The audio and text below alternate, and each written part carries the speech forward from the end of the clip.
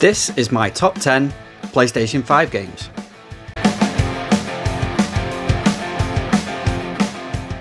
Alright everyone, hope you're doing well. Thanks for pressing play once again. I'm the man they call Pixel Paul, and this is my top 10 PlayStation 5 games. And a slightly different change of scenery for this one as well. I thought, why not bring the camera, let's have it with the PlayStation 5 stuff, have the PlayStation 5 on the screen as well. And I thought I would go through what is my top 10 so far PlayStation 5 games.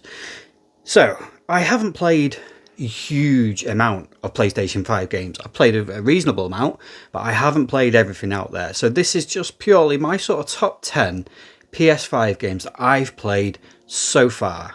And there's an awful lot of games still out there that I haven't played and that I want to play. And probably there's a few in this top 10 that may surprise you. There may be one or two admissions that you think, why haven't I chosen them? Well, it's probably because I've not played them. Now, there's a few in here, or there's a few not in here, that, like I say, may surprise you. Things like God of War Ragnarok. I haven't put that in there.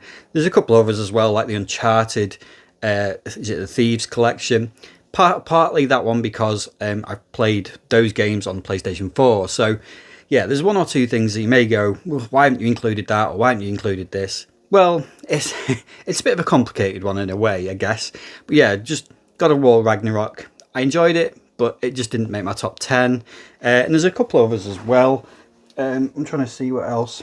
Spider-Man 2, I should say, also didn't make my top 10, which, yeah, again, may surprise you a little bit.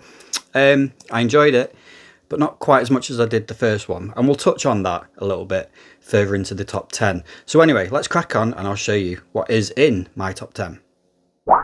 Okay, so to start off with, I had to start with this one because this was one of the first games that when PlayStation 5 was originally announced, I spotted this game in all of the trailers and straight away thought that game just appeals to me. It just looks amazing, and I wanted to play it. It was the one game, alright, there were a few others as well, but it was the one game that kind of really stood out as just looking a little bit different and a little bit interesting, and I really wanted to play it. And that game was Kena Bridge of Spirits, and I absolutely loved this game. I was not disappointed at all.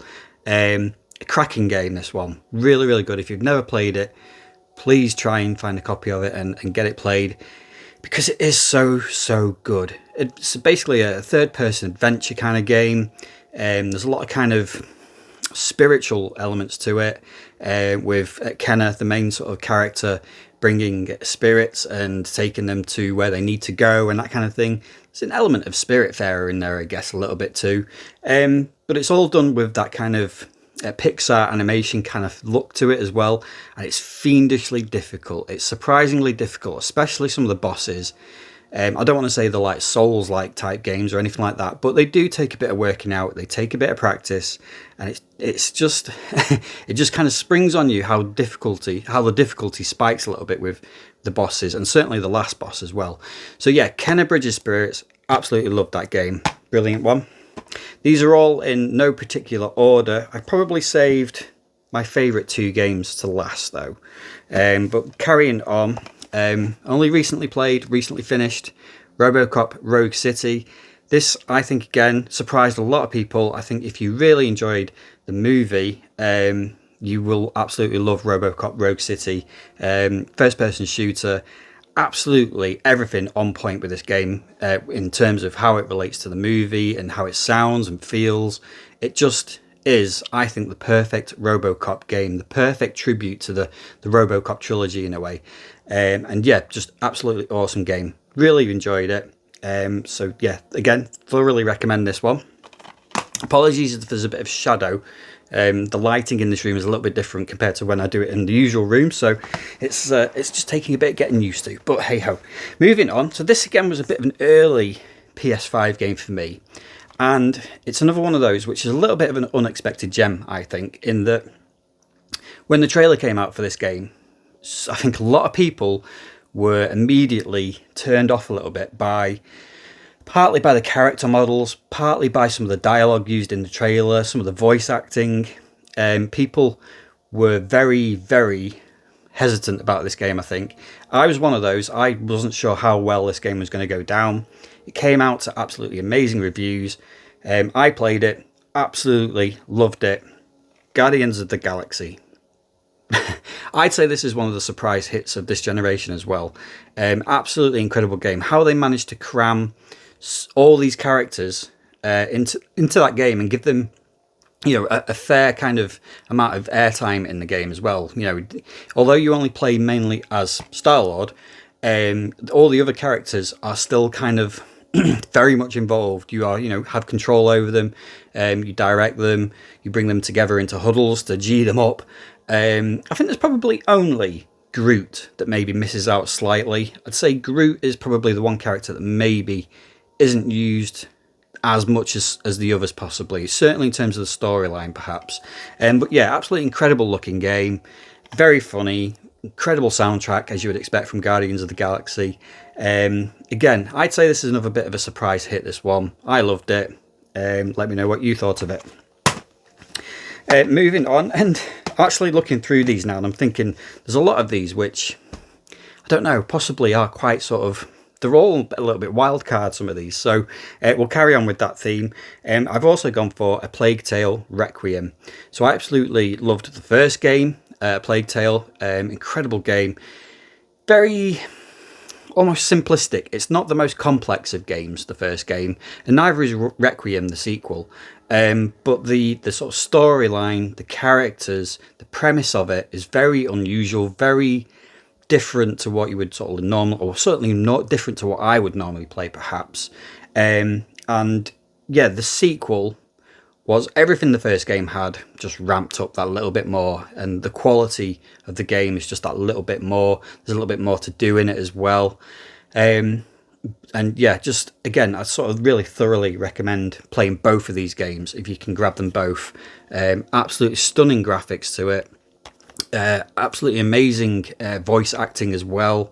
And yeah, just an absolutely stunning game. If you don't like rats though, this game's not for you. Don't go near it if you have a fear of rats. Cheers everybody. Right, so moving on. And again, this possibly is a bit of a wildcard entry. I'm sitting on the floor and I'm not used to sitting on the floor, and my back is now really hurting, so I'm going to have to get through these relatively quickly. So yeah, this game, again, you may consider this maybe a little bit of a wild card. You might sort of think, is this really the best the PlayStation 5 has to offer? Possibly not, but I really enjoyed it. And it's from a series or a franchise or a license that I think has been massively underused over the years. When the movie or movies originally came out, there were games for it, but they were not that great particularly. And there was a couple of games on PlayStation 2. I think there's one on the PlayStation 3. And they were just very average affairs. Not awful, all of them anyway, but most of them were pretty average. But I think this one, along with a certain game on the PC, which was pretty good as well, to be fair, I think this is the best game so far that this character has been in. Terminator Resistance. So I absolutely love the Terminator films, and I've been waiting for a Terminator game to come along that just did the license justice. And I think this did massively. It's very much a first-person shooter, not quite open world, but not far off, because it is kind of sort of mission-based and quite structured in a way. But it's incredibly dark, incredibly atmospheric, great use of music, great use of the sound effects from the Terminator universe as well. So yeah, I just absolutely loved it. There's so many little Easter eggs in there as well, like coming across like the rubble or remains of tech noir from the first Terminator film. It's very much based, or it feels a lot more like the first Terminator film than Terminator 2. We won't mention any of the other Terminator films. So yeah, I absolutely loved Terminator Resistance. Fantastic game, that one. Moving on, and this game, again, sort of relatively early in this sort of generation, this pulled me back into this series. I had strayed a little bit from the series a little bit.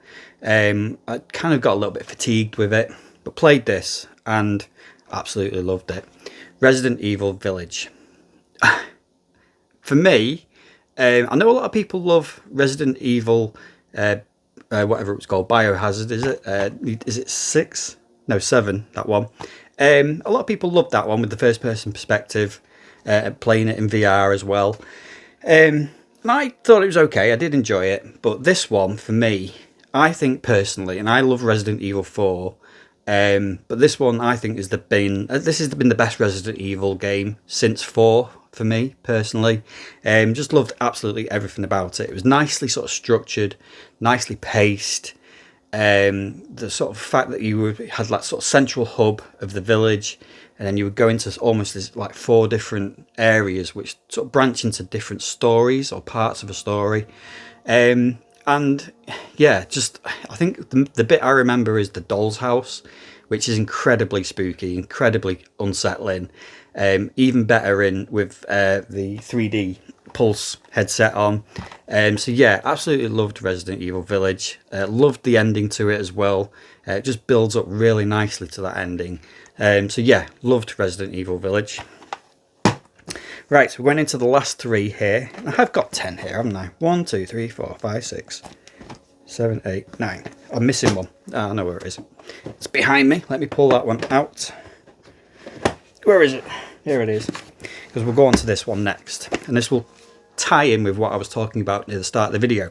So I've gone for this one.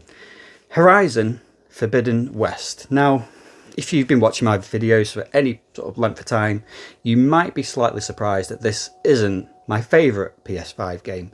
And there's a reason for that. I did love Forbidden West. I really enjoyed playing it. I really enjoyed going back into this world, playing as Aloy, the main character.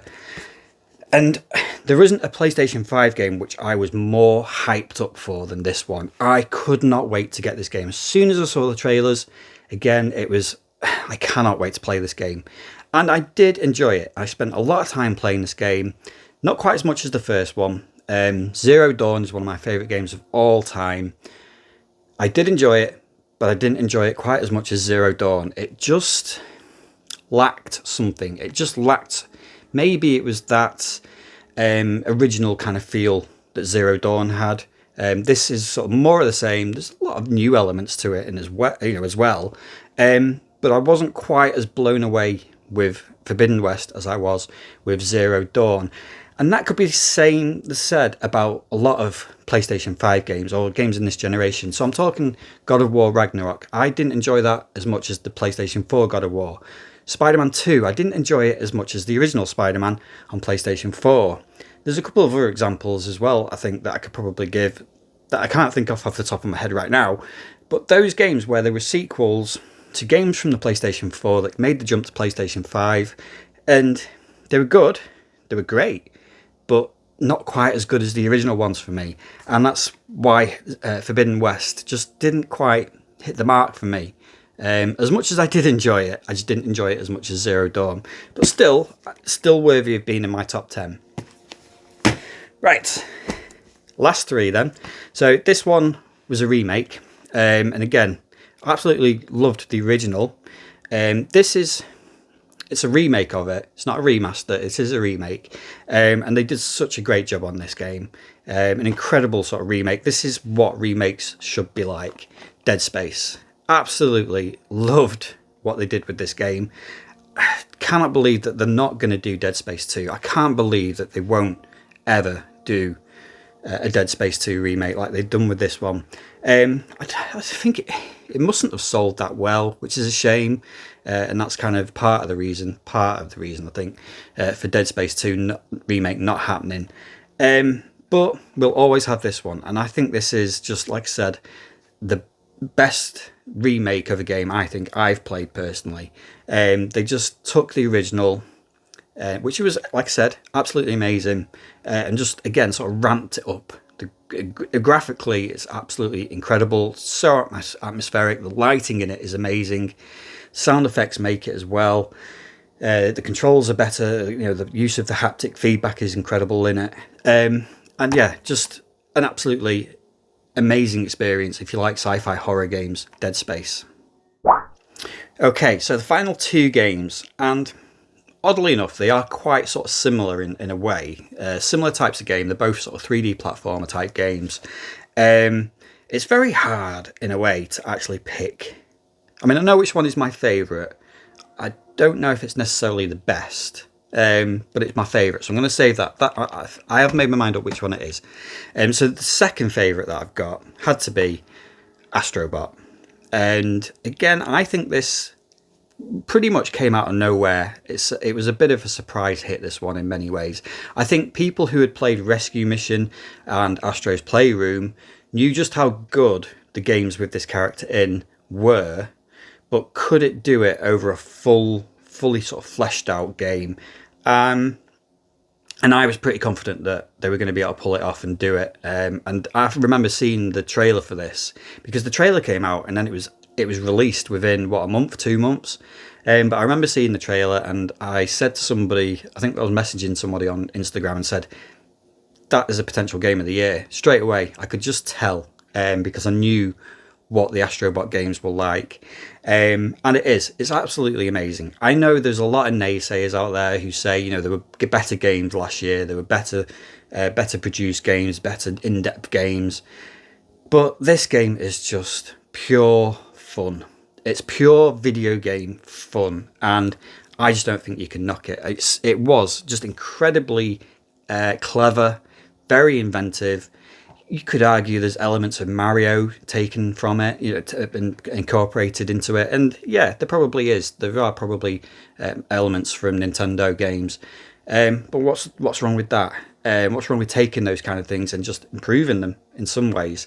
So yeah, Astrobot, absolutely incredible game. I do love Playroom and Rescue Mission as well. They are just two amazing games, and I would love to see more from Astrobot. I think they could potentially, use this character a lot more. Right, okay, so on to the last one. My favourite game from the PlayStation 5 so far. Ratchet & Clank Rift Apart. Again, very sort of early game in the PlayStation 5's lifespan so far. But what a game this is. I still think, even now, this is arguably the best showcase of what the PlayStation 5 and of what the controller, the DualSense can do. Just absolutely pure, like Astrobot, pure, unadulterated game fun. It's just an incredible game. The Ratchet and Clank series is, has been absolutely amazing through PlayStation 2, PlayStation 3. They kind of rebooted the series in PlayStation 4 era. We only got one game during that generation, which is a shame. But this kind of follows on in the same sort of vein as that. I think this is technically a sequel of sorts to, is it Into the Nexus? I think the storyline is a bit of a sequel to that. But in terms of the actual sort of gameplay, it feels a lot more sort of closer to that kind of Ratchet and Clank reboot on PlayStation 4. But yeah, just an absolutely incredible experience. It just uses the PlayStation 5 sort of capabilities with the quick loading. So you are 1 minute in like a cityscape kind of world, the next thing you're in a desert, and it does it almost seamlessly and quickly. It's just a sort of technical marvel, I guess. I don't know the ins and outs of PlayStation tech specs and all that sort of thing, but from my untrained eye, it just looks absolutely amazing. So yeah, Ratchet and Clank, my PlayStation 5's just gone into standby mode. Absolutely amazing. Obviously, it's a bit different from the others in that you also play as Rivet as well as Ratchet. And it's weird because you do spend a lot of time without Clank as well, which is a bit odd. But again, it never feels jarring. It never feels out of place. You never feel like one character is better than the other. I think they balance it really, really well. So yeah, again, storyline, absolutely on point. A lot of fun. Very uncomplicated as well. It's a very uncomplicated game. It's just a game that allows you to just sit back, play it and enjoy it without overcomplicating things. And that's, I think, why I kind of like it, really, and why I kind of like Astrobot, because that's kind of the same as well. So yeah, for me, Ratchet and Clank Rift Apart is my favourite game that I've played for the PS5 so far. So there you go, that is my top 10 PlayStation 5 games played so far, and there's still a lot of PlayStation 5 games that I do want to play. Space Marine 2 being one of them, The Last of Us Remastered Part 2, Expedition 33. Now, everybody raves about that game. I don't know if it's necessarily my kind of game, but I would like to try it and play it. And who knows, some of those games could end up in my top 10, which I'll probably do another of maybe towards the end of the PlayStation 5's lifespan, if there is ever an end to it, because the PlayStation 4 seems to be still alive and kicking. So it could be a while before I do a final kind of top 10 for the PS5, but who knows. Anyway, hope you enjoyed that. Let me know what you think of that lot. Let me know what your top 5 PlayStation 5 games are so far. Get them into the comments. I will always try to reply as always. Thanks for watching, and I'll see you next time.